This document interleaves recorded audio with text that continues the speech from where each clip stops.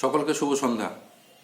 SSC এবং প্রাথমিকের নিয়োগ সংক্রান্ত দু একটি খবর এই মুহূর্তে পাওয়া গেছে, সেইগুলোই আপনাদের কাছে পৌঁছে দেওয়ার চেষ্টা করছি। এসএসসি দিয়ে শুরু করি। কথা দিয়েও কথা রাখতে পারলো না কিন্তু স্কুল সার্ভিস কমিশনের তরফ থেকে জানানো হয়েছিল আজ অর্থাৎ সোমবার প্রকাশিত হবে নবম দশমের যে ভেরিফিকেশন এবং ইন্টারভিউ লিস্টের তালিকা। সেই ভেরিফিকেশন এবং ইন্টারভিউ লিস্টে কারা কারা ডাক পেলেন তার তালিকা তারা আজ প্রকাশ করবে, কিন্তু শেষ পর্যন্ত এসএসসি কিন্তু তাদের কথা রাখতে পারেনি। আজ অর্থাৎ সোমবার কিন্তু শেষ পর্যন্ত নবম এবং দশমের যে ইন্টারভিউ লিস্ট এবং ভেরিফিকেশনের তালিকা তারা কিন্তু প্রকাশ করতে পারেনি। তাহলে কবে প্রকাশিত হবে এই তালিকা? এখনো পর্যন্ত স্কুল সার্ভিস কমিশন যা জানাচ্ছে যে এই চলতি সপ্তাহেই তারা কোনো একদিন এই ভেরিফিকেশনের তালিকা প্রকাশ করবে। তো ঠিক কবে তা এখনো পর্যন্ত তারা স্পষ্টভাবে জানায়নি। তবে যেটুকুনি মনে হচ্ছে, যেহেতু স্কুল সার্ভিস কমিশন আজকেই বেশ খানিকক্ষণ আগে একটি বিজ্ঞপ্তি জারি করেছে, যেখানে জানানো হয়েছে যে গ্রুপ সি এবং গ্রুপ ডি এই দুটি পদের জন্য যে আবেদন গ্রহণের কাজ চলছিল এবং আজকেই ছিল তার শেষ দিন, কিন্তু স্কুল সার্ভিস কমিশন সেই গ্রুপ সি এবং গ্রুপ ডি পদে আবেদন গ্রহণের সময় কিন্তু আবার বাড়িয়েছে। আগামী 12 তারিখ পর্যন্ত গ্রুপ সি এবং গ্রুপ ডি পদের জন্য আবেদনপত্র গ্রহণ করা হবে, অনলাইন আবেদনপত্র গ্রহণ করা হবে।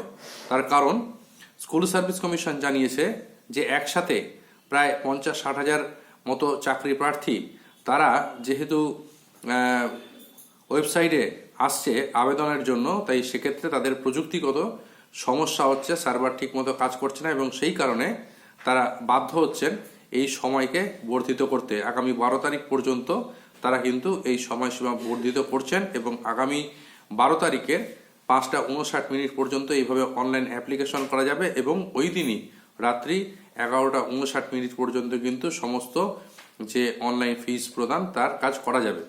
তো যখন স্কুল সার্ভিস কমিশন এই গ্রুপ সি এবং গ্রুপ ডির জন্য আবেদনপত্র সংগ্রহ করার কাজ চালাচ্ছে, ঠিক সেই জায়গাতে দাঁড়িয়ে হয়তো তাদের পক্ষে এই নবম দশমের জন্য যে ভেরিফিকেশন এবং ইন্টারভিউয়ের লিস্ট এটা প্রকাশ করা সম্ভব হবে না।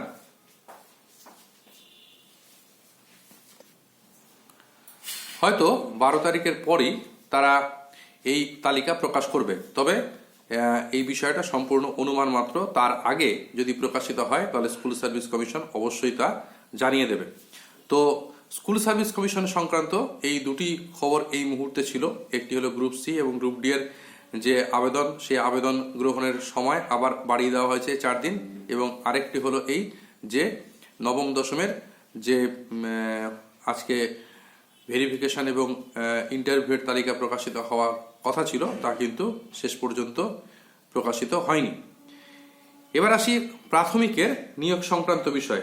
2009 এবং 2014 সালে যে প্রাথমিকের নিয়োগ সংক্রান্ত মামলা, সেই মামলা থেকে কিন্তু একটা বড় আপডেট উঠে আসছে এবং যেখান থেকে আরও বহু সংখ্যক প্রার্থীর নিয়োগ পাওয়ার সম্ভাবনাও কিন্তু দেখা দিচ্ছে।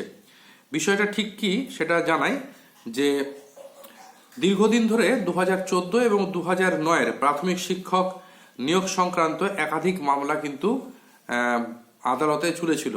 তো সেই সকল মামলাগুলো আজকে নতুন করে একটা গতি পেয়েছে, কথা বলতে হবে।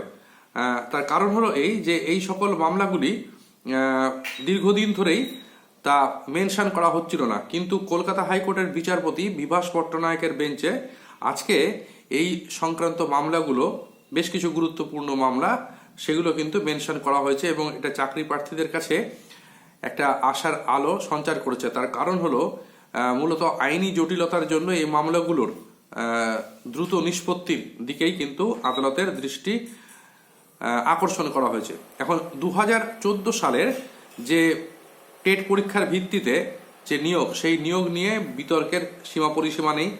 আপনারা সকলেই অবগত আছেন যে কয়েকদিন আগেই 32,000 শিক্ষকের যে চাকরি বাতিলের মামলা, অর্থাৎ যেটা প্রিয়াঙ্কা নস্কর বনাম রাজ্য সরকারের যে মামলাটি ছিল, সেই মামলাটি যেহেতু বিচারাধীন ছিল ডিভিশন বেঞ্চে এবং তার রায়ও হয়েছে, বিচারপতি তবব্রত চক্রবর্তীর ডিভিশন বেঞ্চ রায় দিয়েছে, সেই রায় সম্পর্কে আপনারা সকলেই অবগত। তো সেক্ষেত্রে সিঙ্গেল বেঞ্চে যে অন্যান্য ব্যক্তিগত রিট পিটিশন ছিল, অর্থাৎ ওই 2014 সংক্রান্ত, সেগুলোর শুনানি কিন্তু সম্ভবপর হচ্ছিল না।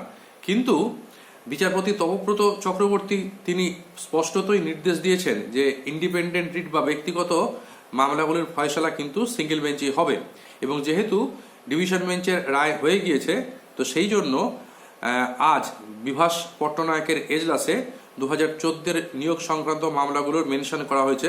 এবং এই মামলাগুলোতে মূলত যে বিষয়গুলোতে দৃষ্টি নিবদ্ধ করার চেষ্টা করা হয়েছে সেটা হলো কাট অফ মার্কস এবং র্যাঙ্ক জাম্পিং, অর্থাৎ নিয়োগ প্রক্রিয়ায় কাট অফ মার্কস নিয়ে অসঙ্গতি এবং কম নম্বর পাওয়া প্রার্থীরা র্যাঙ্ক জাম্প করে চাকরি পাওয়ার অভিযোগ, এটা দীর্ঘদিনের একটা অভিযোগ রয়েছে। তো সেই সংক্রান্ত মামলাগুলো মেনশন করা হয়েছে। দ্বিতীয়ত, টেট পরীক্ষায় সংরক্ষিত বিভাগে 82 নম্বর পেয়ে উত্তীর্ণ ট্রেন্ড বা প্রশিক্ষিত প্রার্থীদের নিয়োগের দাবি নিয়েও কিন্তু দীর্ঘদিন ধরে আইনি লড়াই চলছে।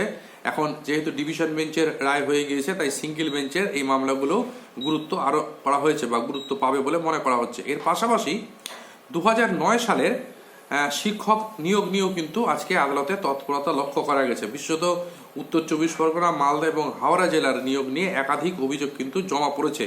এর আগে কলকাতা হাইকোর্টের বিচারপতি রাজাশেখর মান্থা তিনি 2009-এর নিয়োগের ক্ষেত্রে একটি নির্দিষ্ট কাট অফ ডেট বা সময়সীমা বেঁধে দিয়েছিলেন। এখন অভিযোগ রয়েছে যে আদালতের নির্দেশিত সেই সময়সীমার মধ্যে বহু আবেদন করা সত্ত্বেও বহু যোগ্য চাকরি প্রার্থী কিন্তু চাকরি পাননি।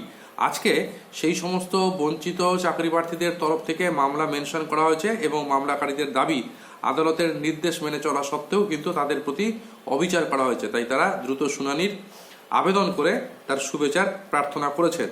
তবে আদালতে মামলাগুলি মেনশন করা হলেও এর শুনানি কবে থেকে হবে সে বিষয়ে কিন্তু সংশয় রয়েছে। কারণ বর্তমানে কলকাতা হাইকোর্টে 2023-2025 যে শিক্ষাবর্ষের ডিএলএড সেই সংক্রান্ত এবং এনআইওএস থেকে সংক্রান্ত যে মামলাগুলো, সেই মামলাগুলোর শুনানি চলছে।